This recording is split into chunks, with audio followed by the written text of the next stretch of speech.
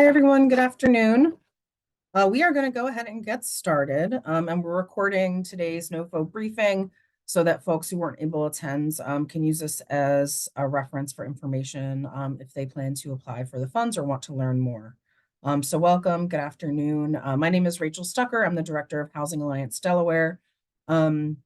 And many of you know, though not all of you, I am sure, Housing Alliance Delaware is the Continuum of Care Collaborative applicant for the Delaware Continuum of Care. What that means is that we are designated by the Continuum of Care Board to be responsible for applying for Continuum of Care funds on behalf of Delaware. HUD did something exciting this year. They put out a NOFO called CoC Builds. It is not part of our regular annual Continuum of Care funding process. If you're familiar with that, it is not that. It is a completely separate NOFO where HUD is making funds available for permanent supportive housing development. And so that's what we're here to talk about today. And HUD has charged communities that want these dollars. They've charged those communities with applying for those funds through the Continuum of Care. And so as the Continuum of Care Collaborative applicant, that is our role here at Housing Alliance to try to submit the most competitive funding application we can to try to get some resources to Delaware for permanent supportive housing. So that's what we're here to talk about. Thank you so much for joining. It would be wonderful if you could put either in the chat or in your name tag, if you're associated with an organization, just so our team here knows who's here if we don't know you. So welcome. And of course, feel free. Feel free to put questions in the chat if you'd like so that you don't forget them. But I'm gonna wait until the end of the presentation to address any questions. So you can also just hold on to them, and then at the end, we'll make time for questions and discussion. All right, so CoC Builds. As I said, the U.S. Department of Housing and Urban Development at the federal level is making approximately $175 million in funding available under the CoC Builds NOFO nationally.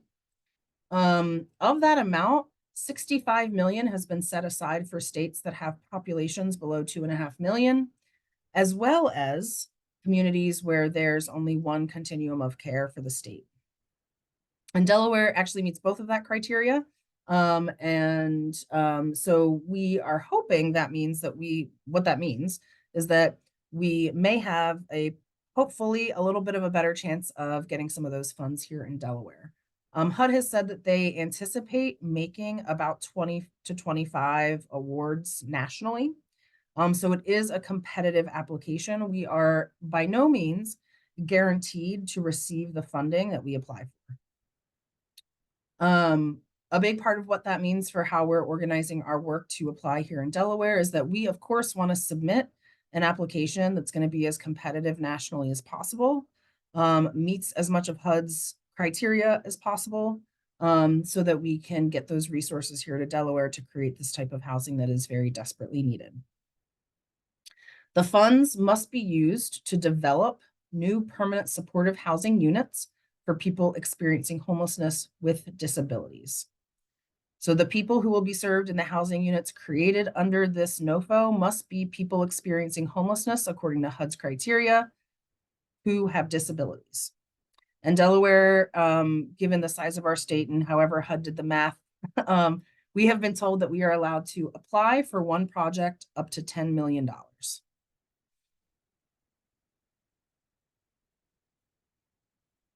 So before we go any farther, I want to make sure everyone has a basic understanding of what permanent supportive housing is.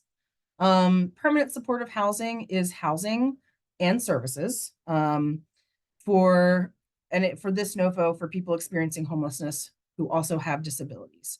That could be any type of disabling condition that meets HUD's criteria. So it could be a mental health disability, it could be a physical disability, a developmental disability, substance use disorder, chronic substance use disorder disability, chronic health conditions that create disabling conditions. And permanent supportive housing has two main components. First is housing. That's why we're here. But what I mean by that is that people who are living in those housing units have a lease, a rental agreement. They have tenancy rights just like any other member of the community. There are no additional stipulations in their lease regarding compliance with program expectations or rules or treatment.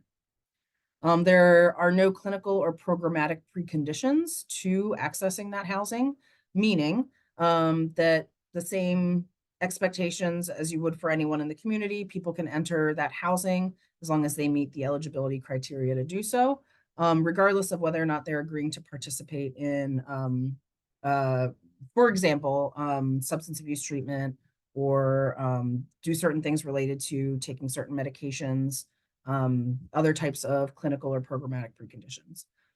Permanent supportive housing is inherently for folks who are very low income, and therefore there is a rental subsidy. The housing is subsidized. And then, of course, people are getting some support because of the population served, making sure that they are meeting their tenancy responsibilities, which can sometimes be a challenge for folks. Permanent supportive housing, just as important are the services. The services are intended to be as intensive as needed to ensure that the person maintains their housing and as long-term as needed to do so. They are intended to be provided in unit, not only in unit, but at least in unit sometimes, so that there's a really close and direct support happening for that person in their housing unit. Some folks may need help keeping the plate, someone to check in, make sure they're doing well in their housing unit, not creating conditions that would cause them to potentially lose their tenancy. Compliance and services is not a condition of the lease or the housing. That the lease is in place, there may be lease violations that is handled through the tenancy. But if someone chooses not to participate in services, that is not a condition of their lease. Services are generally intended to ensure that tenants can be connected to services in the community. So a lot of times when we're talking about services in permanent supportive housing, we're talking about intensive case management services that include things like referral to healthcare supports, referral to psychiatric care, referral to employment services, making sure people have their mainstream benefits, and that those are as intensive as they need to be to ensure the person maintains housing. Excuse me. All right, so who can apply for under CoC builds? State governments, county governments, city or township governments, special district governments, public housing authorities, Native American tribal governments or tribal organizations, and nonprofits who have a 501c3 status. For-profit entities are not eligible to apply to receive the funds or to be subrecipients of the funds. Applicants may use subrecipients for a part of the project. And actually, in this case, subrecipients are encouraged to by HUD and therefore by us for the purpose of carrying out eligible activities under this NOFO. And we go through what eligible costs you can apply for. That'll make more sense. But for example, you might have an applicant coming in to do rehabilitation or construction of units, and that applicant will be contracting with a support services organization to provide the support services and the housing on an ongoing basis, and that would be a subrecipient relationship with the service provider. Applicants may also use contractors, which is different than subrecipients. Happy to share more information from HUD about that distinction and what that means if that's needed for folks, but I'm not going to go into detail. What are the things that have to be in place for your application to be considered? So that's what these threshold requirements are. You must be an eligible applicant. You must have prior experience either as an applicant or the subrecipient with at least one other housing development project. So again, if you are someone who does not have that experience, I want to really encourage you to think about who in the community you can partner with on this application so that you are partnering with someone who has that development experience. That is one of the highest weighted criteria that HUD's looking at when they're considering these applications at the federal level, is whether or not the applicants have experience developing supportive housing, not just operating, but developing. You have to have the ability to provide proof of site control before you execute the grant agreement with HUD. So you have to be far enough along in the process with whatever units you want to use these funds for to have site control over the property prior to September 1, 2025. And then you have to commit to comply with all CoC and HUD requirements on an ongoing basis in the operations of those units. So while this is a separate NOFO under the Continuum of Care program than our normal annual competitive process. Once these units come online and people move in, these units are CoC funded units, and they have to comply with all CoC HUD requirements, which means people who enter the units must be referred through the coordinated entry system, which in Delaware we call centralized intake. Client data for the tenants living in those units will have to be entered into CMIS, which is a data collection system for client level homeless assistance data that's entered into a data system locally that's used to report to HUD and adhere to any other CoC written standards when operating the project. For those of you who the CoC work is new to you, if I were a developer thinking about wanting to develop permanent supportive housing units under this NOFO, this is where some of those responsibilities would be carried out potentially by a subrecipient if the person providing the ongoing support services in those units for those clients, though that would be the entity that would be doing the CMIS data entry, ensuring referrals were coming from the appropriate place. That would be a place where that partnership would come into play. Great, so let's talk a little bit about timeline before we get into more of the details. Excuse me. So we released the RFP locally on September 3rd, and here we are on Friday the 13th, having this virtual briefing.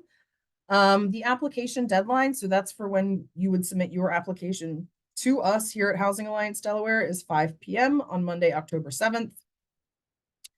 We will notify applicants, we will notify everyone of what project is selected to submit to HUD no later than November 4th. And what we and whoever that person is that applicant is that's selected has to get that application into HUD by November 21st of 2024.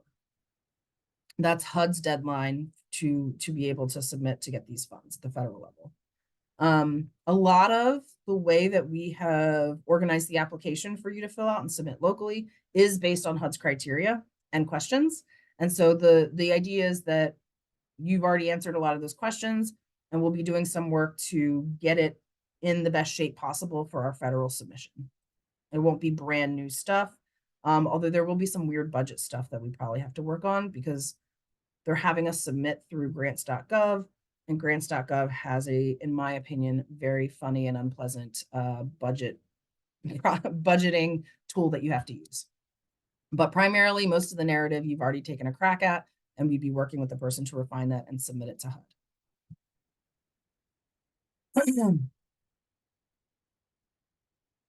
All right. As I said, applicants may request up to 10 million for their projects, and you can request a grant term of 2, 3, 4, or 5 years. As I said a few slides ago, you just have to have site control and be ready to start your grant agreement with HUD by September 2025. Projects will have a 15-year use agreement, and you can request funds for the following uses: capital costs, and then ongoing operating and service costs. So capital costs include new construction, acquisition, or rehab. And ongoing CoC program activities to operate those units can include project-based rental assistance, not tenant-based, operating costs or support services. Importantly, HUD has rules about how much of your budget can be in what bucket. So no more than 20% of the total project budget that you submit can be used for ongoing costs.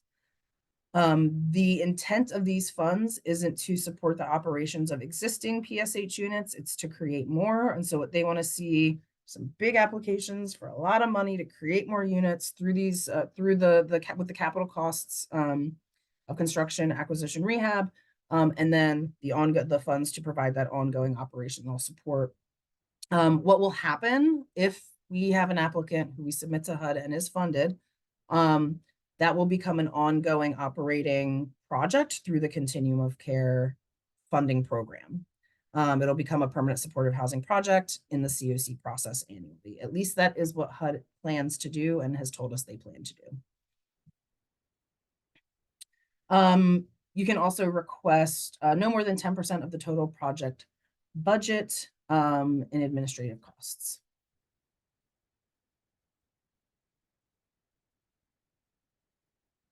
So I talked about the ongoing operating costs.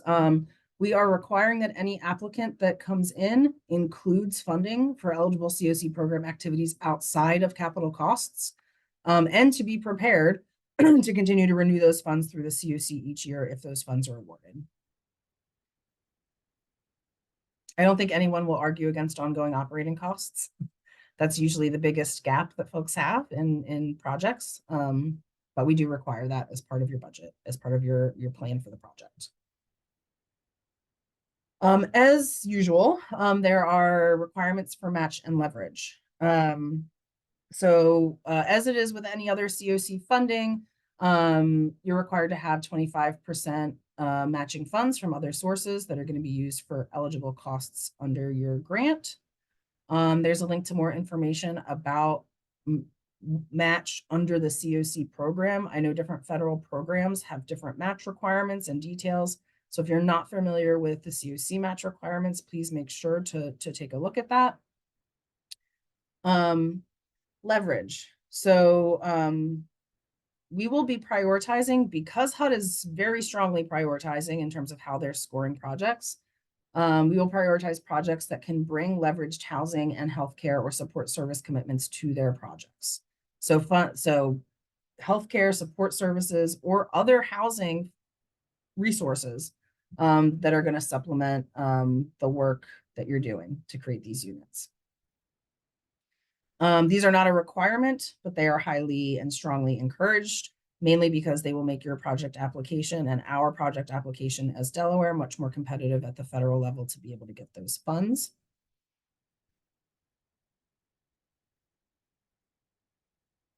Other things to consider.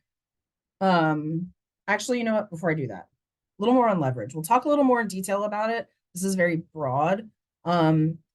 You'll see this in the application and the RFP and the CoC builds NOFO. There's more detail about what they're awarding points for in terms of housing leverage and support service leverage, how much they're looking for per unit that's being created. And so there's more to that than what meets the eye on this slide. And I just wanted to note that. All right, so something to know. The Delaware Continuum of Care, Housing Alliance Delaware, we are not a pass-through agency when it comes to funding. So if a project is selected for funding, submitted to HUD, HUD selects it for funding, the project applicant enters into a contract directly with HUD, not with Housing Alliance or any other entity in Delaware for the funds. The contract is directly between the applicant and HUD, same way it is for other CoC dollars. And again, you can choose your grant term of 2 to 5 years. HUD is really encouraging communities to use existing vacant structures designed for other uses to rehab or turn those structures, if they can be cost effectively restructured, to create new PSH units for individuals and families experiencing homelessness, like vacant hotels, motels, vacant office space. So they highlight that in their NOFO. And again, I already talked about this. I'm saying these things over and over again because I think they're important and pretty threshold items. You have to provide proof of site control prior to the execution of the grant agreement, which must be done by September 1st, 2025 if you are awarded funds. So just keep that in mind when you're thinking about the timeline of your project. And as with, I think, any HUD housing project, you'll have to have an environmental review completed before you can begin drawing down funds for project activities. For more information about timeliness standards, the CFR code is here for you to check out. All right. So we're going to talk about how we are going to be evaluating project applications that come in for competitiveness. And again, this is really all aligned with what HUD's looking for because we want to get that money to Delaware. Development experience. So again, this is a big one for HUD. I think part of it is because what they really want to see is that they want the units to come online quickly. And they know that people who have experience doing development are going to be more likely to be able to do that because it is not an easy process to develop housing. All right, so you'll get maximum points if you have 4+ other development projects of similar scope and scale, including of your subrecipients. As I said, the threshold is 1 or more, but any experience with development is you'll want to highlight that in your of you as an applicant or a subrecipient. You want to highlight that in your project application. HUD has that's there. They give max points for 4+ other development projects. Experience with other resources. So this isn't the same as leveraging other resources. This is experience with other resources, leveraging other resources to create housing projects like low-income housing tax credits, home funds, CDBG, 108, 202, 811, any of these other types of housing resources. They want to know, and we want to know if you have experience leveraging those resources for housing projects, a clear and realistic implementation schedule, applicant or subrecipient experience managing rental housing, and same experience managing projects serving households experiencing homelessness. Specifically, 4+ maximum points. Again, this isn't saying it's not worth applying if you don't have all these, but it's what the maximum points are. 4+ properties serving homeless households with disabilities. And they do have a whole section where they talk about location and transportation to services, making sure people can get access to the support services they need and access to transportation for the participants who will be living there. Applications will be most competitive, as we talked, I said we talk about this a little bit more, leveraged housing resources, and then leverage social service and healthcare resources.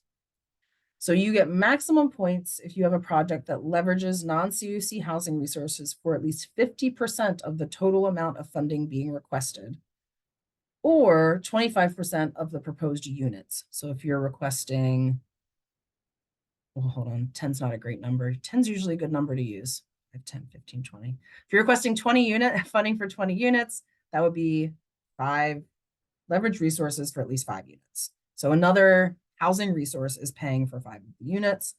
Partial points may be awarded for leveraged housing units less than this threshold. And in order to get points for this, you will need to have a written commitment of leveraged housing from the housing partner.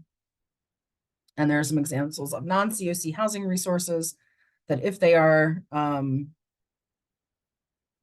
to be used, and again, not just in the overall project, but specifically to support these PSH units, that's what counts as leveraged housing resources. So if you're let's say you're working on a development that is going to be, 50 units, and 10 of those units are going to have certain site-based vouchers in them, but those are not the same units as the PSH units that you're going to use these funds to support. That doesn't count as leveraged housing resources.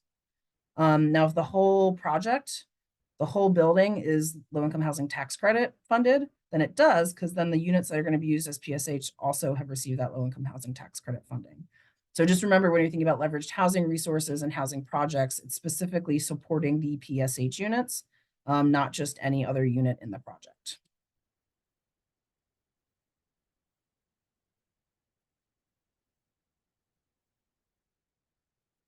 And then leveraged healthcare and social services. So some details here. Maximum points for a project that can leverage services equivalent to at least $7,500 per unit for the proposed project.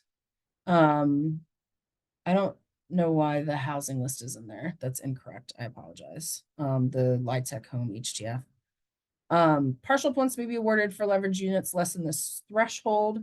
It gives some example of the types of services, again, provided either the funding is coming from another source or they're provided in kind. So if you think that you can bring some of that leverage to the project, that is also a big benefit for you and for the chances of it getting funded by HUD. Other rating factors: experience promoting racial equity, community integration for persons with disabilities. And then there is an option to earn some bonus points if you undertake an environmental justice initiative as part of your project. If you're incorporating environmental justice work into your project, such as reducing exposure to environmental health hazards, expanding environmental benefits, implementing things in communities that have been disinvested in infrastructure-wise, that will improve the environment of those communities as part of your project.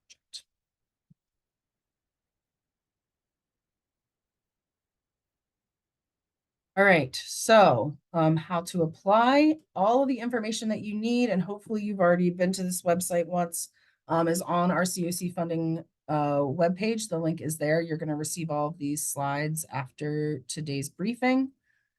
So again, by 5 p.m. on October 7th, you're submitting the application, the budget workbook, both of which are on our website, and any supporting documentation required. So as you're going through the application, it will tell you where those things are required. And you're going to submit your application by email to myself and to Erin. Erin's here. She can wave if she wants to. So that we can bring those to the CoC for review. Again, as I said, you'll be notified if your project has been selected by November 1st. The Continuum of Care Board, Continuum of Care Funding Committee members who are non-conflicted, and we might be bringing in some other community partners with development experience who are non-conflicted to review applications and make funding decisions. So it is not just folks at Housing Alliance that are doing that review. It's going to be a team of folks. We already have a funding committee that reviews our annual CoC funds each year, but we want to make sure we also have some folks participating who may have knowledge that'll help us evaluate these projects. That committee will select a project to submit to HUD, and then, as I said, we'll work with you to complete the narrative response to HUD. They have some pretty strict criteria about how many pages and words and font size and such. And so we'll make sure we get that in shape to submit. You can see the RFP on Appendix A has the full list of narrative questions at the end of the RFP that we need to submit to HUD as part of the CoC's application. And if we have any questions or concerns about you, if you're bringing in any housing or service leverage, that's where we would work with you to make sure that like whatever documentation of that leverage that you have meets HUD's requirements for that documentation to make sure that you and we get those points for that. And then, as I said, they have a really annoying, in my opinion, budget worksheet that we'll have to work on together. Please, if you choose to apply, please make sure that you check out the CoC, the HUD's website about the CoC Builds NOFO and all their FAQ sheets. They have really good information there. I think I covered most of it, but they have really good information there that goes into more detail about things like match, about things like leverage. They have some more FAQ documents there that may be able to help you. And as I said, everything else is on our website. So this is a briefing. That was pretty brief. Do folks have any questions? Now, I will tell you, if we cannot answer your question today because it requires us asking HUD, asking one of our HUD consultants, looking for the answer in the NOFO somewhere, what we will do is just tell you that, and we will make a point to get back to you. And so there are folks here taking notes to make sure that we're able to do that. So please feel free to mute yourself and ask questions.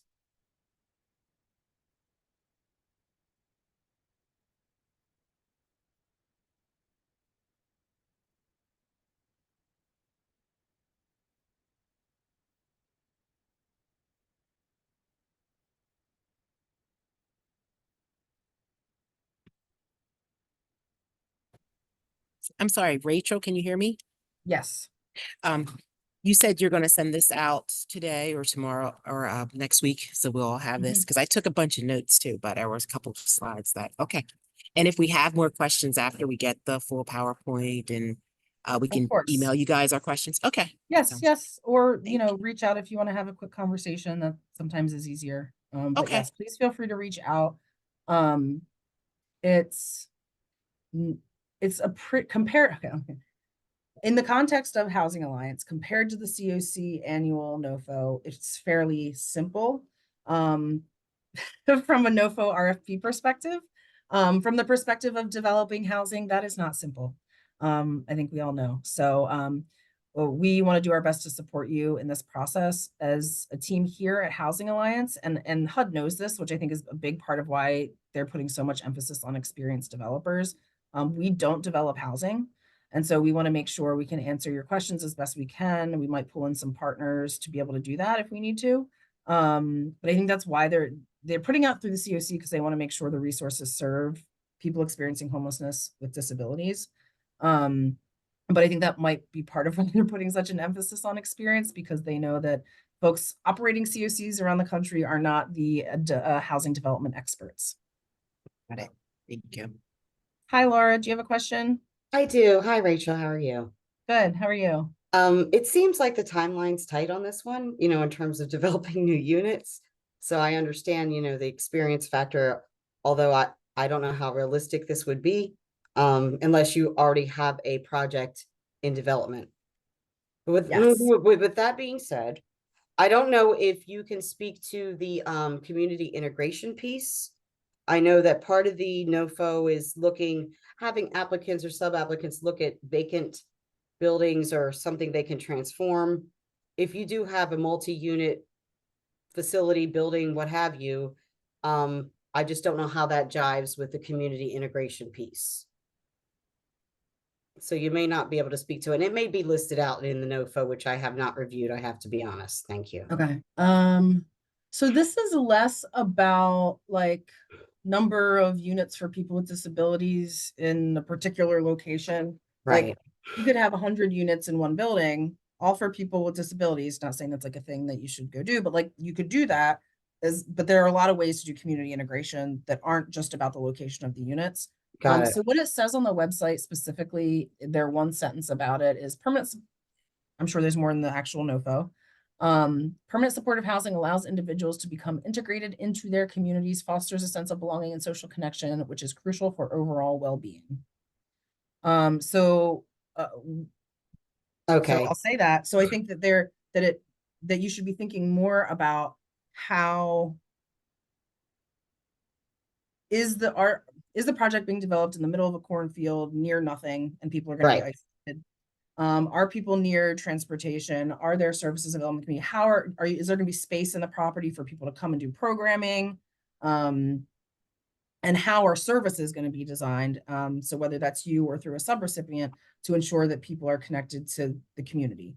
I got you. Going to church, doing all the things that people do. Yep. Yeah. So So it's not so much the physicality of the units, which that's always been an ongoing thing. You don't want yep. farmettes or whatever you want to call it.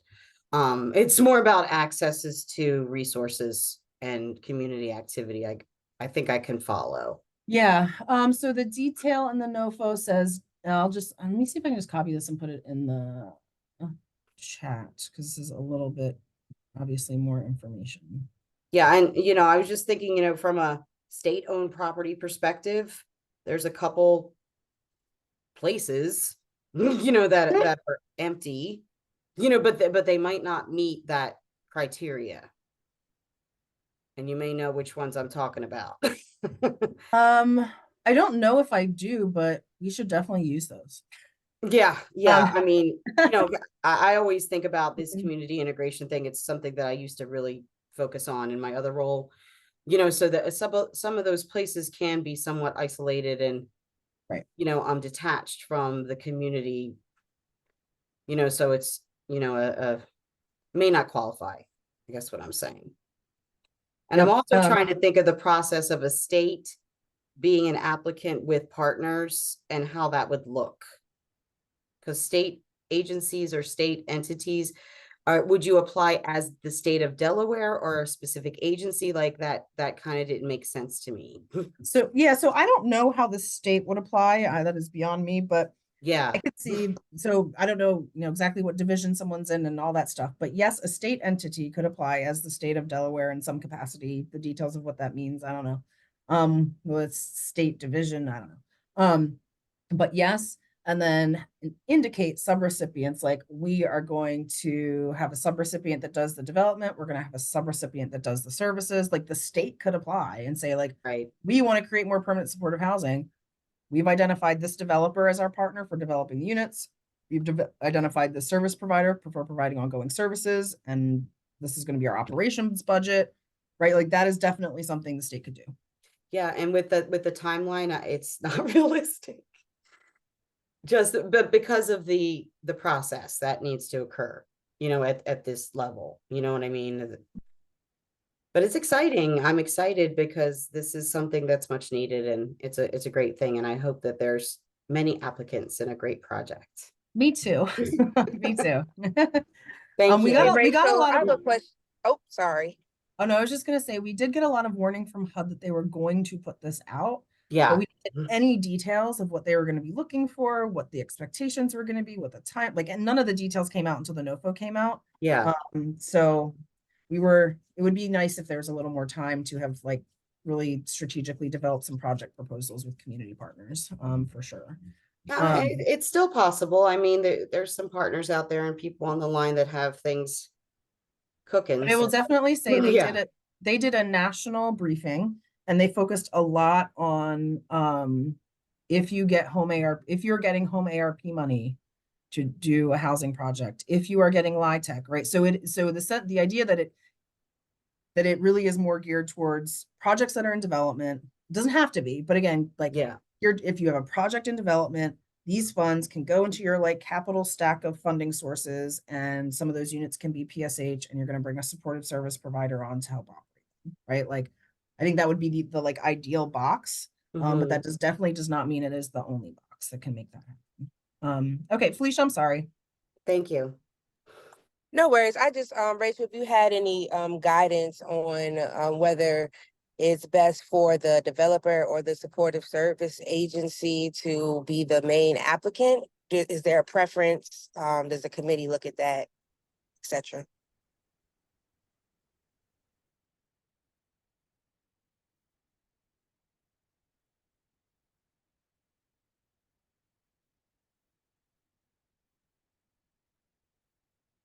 Because it is so heavily a development NOFO. I mean, so let's say you have a project, you want to apply for the 10 million. 8 million of that is construction costs, acquiring the property, rehabbing the units. I have always envisioned that either an entity that's going to sub with a developer or a developer would be the applicant. I hadn't actually put any thought into it being the other way around. So I don't know. I don't know. I think that might, if it were the service provider who then wanted to sub to the developer, if I were thinking about that off the top of my head, which is what I'm doing, I think that might be hard to know. Like, I don't know.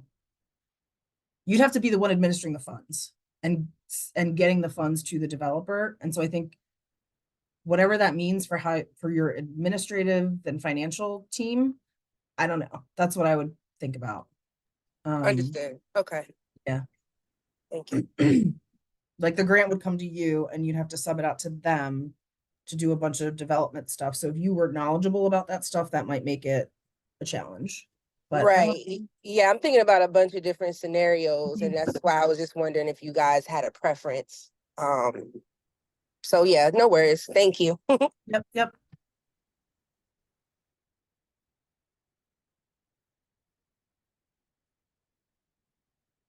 I think I would say our preference is for the most competitive project that makes the most sense. And like it could be a different way than the way that I envisioned it. So any other questions?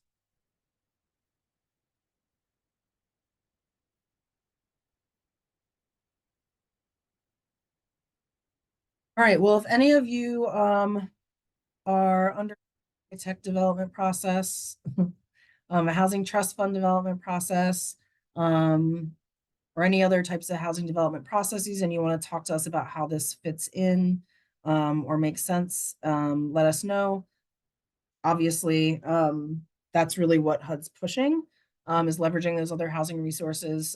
So we'd love to hear more from you.